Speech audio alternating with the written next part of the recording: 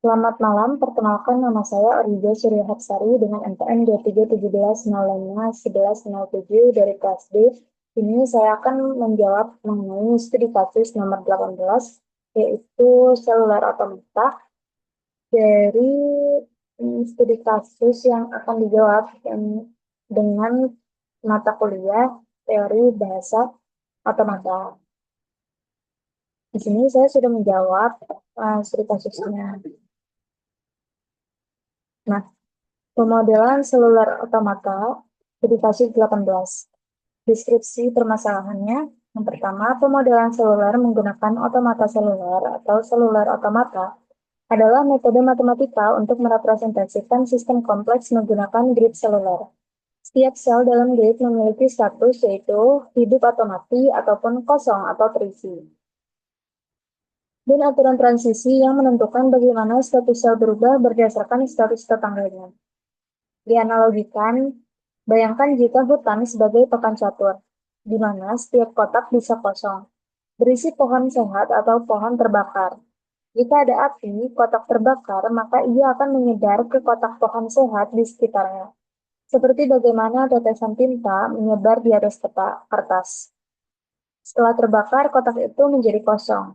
Jadi tidak ada lagi yang menyebarkan api. Proses ini terus berlangsung hingga semua api padam atau tidak ada lagi pohon yang tersisa untuk terbakar. Ini adalah cara sederhana untuk memahami bagaimana otomata seluler bekerja dalam memodelkan penyebaran api. Nah, dalam studi kasus ini, saya mengangkat untuk meminta agar memodelkan penyebaran api di hutan menggunakan otomata seluler. Jadi, saya asumsikan bahwa setiap sel mewakili bagian dari hutan yang bisa dalam salah satu dari tiga status, yaitu 0 artinya tidak ada pohon atau kosong, 1 artinya ada pohon yang belum terbakar, ini pohon sehat untuk 1, dan 2 adalah pohon terbakar. Aturan penyebaran api. Sebuah pohon akan terbakar status berubah dari 1 ke 2 jika salah satu tetangganya sedang terbakar. Setelah terbakar, sel berubah menjadi kosong. Status berubah dari 2 ke 0. Api menyebar dalam beberapa iterasi hingga seluruh api padam atau tidak ada pohon lagi yang tersisa. Nah, penyelesaian kasus menggunakan teori otomata seluler. Yang pertama, representasi otomata seluler. Sel. Setiap unit grid mewakili sel dengan status S adalah elemennya yaitu 0, 1, 2. Tetangga adalah sel di sekitar, atas, bawah, kiri, kanan, dan diagonal adalah tetangga. Aturan transisi, jika S sama dengan 1 dan salah satu tetangga S sama dengan 2, maka S aksen sama dengan 2. Jika S sama dengan 2, maka X aksen sama dengan 0 setelah satu iterasi. Pada makin. Jika S sama dengan 0, maka S aksen adalah 0. Karena dia kosong, jadi pohon tidak ada dan pohon tidak terbakar. Lalu simulasi otomata seluler. Berikut adalah algoritma langkah demi langkah. Yang pertama, kita inisialisasi grid dengan status awal. Apakah itu pohon, atau itu kosong, atau itu api. Lakukan iterasi. Periksa status setiap sel dan tetangganya. Lalu terapkanlah aturan transisi untuk memperbarui status sel. Selanjutnya, kita akan berhenti jika tidak ada lagi sel yang terbakar atau api padam. Hubungannya dengan teori otomata, kita akan melanjutkan untuk menjawabnya dengan algoritma yang akan diterapkan ke coding Python. Nah, hubungannya apa dengan teori otomata? Karena kita akan membahasnya ini, sudah membahasnya ini dengan bagaimana teori bahasa otomata di perkuliahan diimplementasikan untuk mensimulasikan penyebaran pemodelan seluler otomata dari penyebaran api di hutan terhadap pohon yang belum terbakar. Nah, simulasi ini mirip dengan seluler otomata, di mana grid adalah otomata dengan kondisi tertentu, 0, 1, atau 2. Lalu ada state transition rules, pohon satu menjadi terbakar jika terbakar dan berganti nilai menjadi 2 jika ada tetangga yang terbakar. Pohon terbakar 2 menjadi kosong 0, artinya padam, lalu iterasi menggambarkan perubahan state secara global berdasarkan aturan lokal. Otomatis seperti ini sering digunakan untuk memodelkan fenomena alami seperti penyebaran api, penyakit, atau perilaku ekosistem.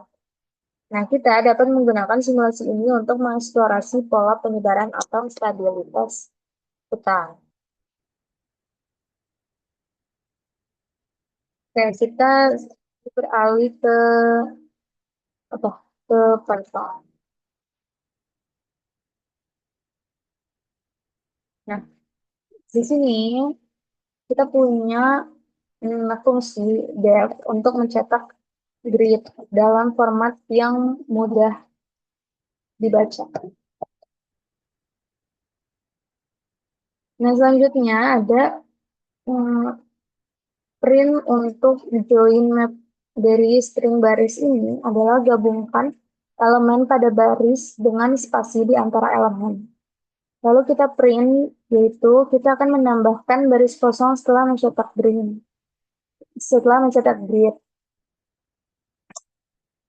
Lalu, depth penyebaran api, grid iterasi, itu adalah fungsi untuk mensimulasikan penyebaran api di grid.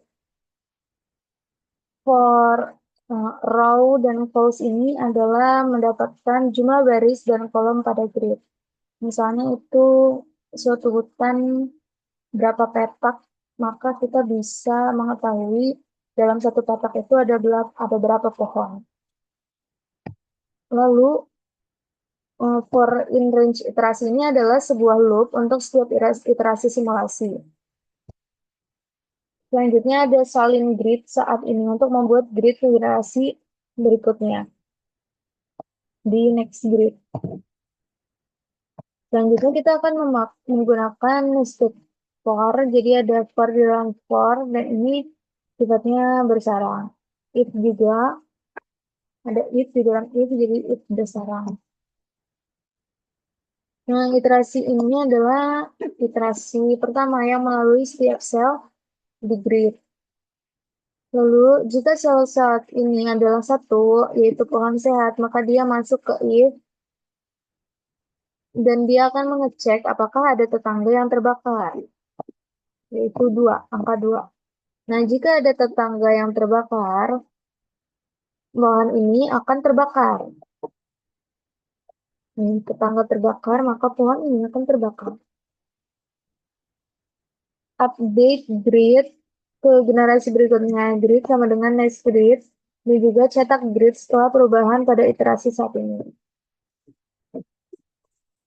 Setelah kita mencetak, kita akan membuat grid awal sebagai input, yaitu grid awal ini ada 0 artinya tanah kosong, lalu pohon sehat itu artinya 1, dan pohon terbakar itu ditulisnya 2. Nah, misal kita mau cetak grid awal, jadi kita langsung print aja grid awalnya, dan selanjutnya kita akan mensimulasikan penyebaran api selama 5 iterasi. Jadi print simulasi penyebaran api. Nah, di sini bisa dilihat ya, kalau di grid awal itu ada angka 2 ini. Berarti pohon terbakarnya di sini. Dia akan menyebar itu ke kiri, kanan, atas, bawah. Dan di sini yang penyebarannya itu akan ke kiri, kanan, dan juga bawah. Sedangkan atas karena dia kosong, jadi dia nggak ada pohon. Karena nggak ada pohon, jadi yang nggak ada yang terbakar. Melainkan terbakarnya ke tetangganya yang memiliki pohon. Lalu simulasi penyebaran api di iterasi pertama. Karena 2 ini sudah menyebar, jadi di sini dia itu 0 karena dia sudah padam. Nah, api dari angka 2 ini merembet ke samping kanan kiri bawahnya. Jadi nilai 1 tadi sebagai pohon sehat akan berubah menjadi pohon terbakar, yaitu angka 2. Selanjutnya, karena karena di sini sudah padam, yang 2 di sini sudah padam, maka di sini 0. Tapi karena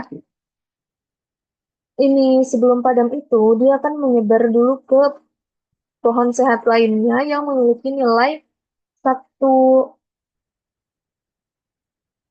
Jadi di sini dia masih menyala ya api kebakarannya. Pohon yang terbakar yang tadinya satu di sini jadi terbakar.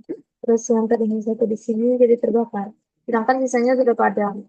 Nah, untuk iterasi selanjutnya itu berarti semuanya sudah padam. Jadi tidak ada yang terbakar lagi.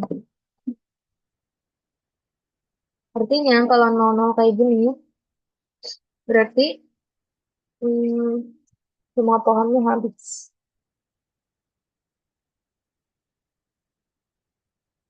Selanjutnya itu, oh sudah. Selanjutnya kita akan kembali ke ini bahwa dapat diketahui ya, jadi otomata itu sering digunakan untuk memodelkan fenomena alami, seperti penyebaran api, penyakit, atau perilaku ekosistem. Di studi kasus kali ini kita mencoba untuk menjawabnya dengan penyebaran api yang diatur oleh pemodelan seluler otomata. Nah, kita dapat menggunakan simulasi ini untuk mengeksplorasi pola penyebaran atau stabilitas hutan. Hubungannya dengan teori otomata dalam kita menjawab, mungkin itu agak berbeda ya dengan Python, tapi em, ya tadinya aja lewat Python, aslinya bisa sih dijawab pakai kertas. Tapi nggak apa-apa sekalian kita makro PI dan juga TBO, jadi kita gunakan Python. Hubungannya dengan teori otomata yang pertama, simulasi ini mirip dengan seluler otomata CA, di mana grid adalah otomata dengan kondisi tertentu 0, 1, atau 2. State transition rules-nya, pohon 1 menjadi terbakar 2 jika ada tetangga yang terbakar. Pohon terbakar 2 menjadi kosong 0 jika apinya sudah padam. Iterasi menggunakan perubahan state secara global berdasarkan aturan lokal. Nah, jadi dari deskripsi ini, pemodelan seluruh menggunakan otomata seluler adalah metode matematika yang merepresentasikan sistem kompleks menggunakan metode seluler. Itu benar. Karena setiap sel dalam grid memiliki status, apakah itu hidup atau mati, apakah itu 0 atau 1, apakah itu 0, 1, 2. Itu tergantung user. Lalu kosong atau terisi. Dan aturan transisi yang menentukan bagaimana sel-sel berubah berdasarkan status tangganya. Nah, oke, mungkin itu saja. Kita akan berlanjut ke studi kasus lain. Nah, mungkin itu saja yang dapat saya sampaikan terkait studi kasus 18 ini mengenai pemodelan seluler otomata. Untuk video selanjutnya, studi kasus selanjutnya ada juga. Baik, Pak, itu saja yang dapat saya sampaikan. Kurang lebihnya mohon dimaafkan. Sekian dan terima kasih banyak. Untuk saran atau ada kekeliruan, boleh banget ditulis aja di kolom komentar. Oke, terima kasih banyak. Selamat malam. Sampai jumpa bertemu di video selanjutnya. Terima kasih.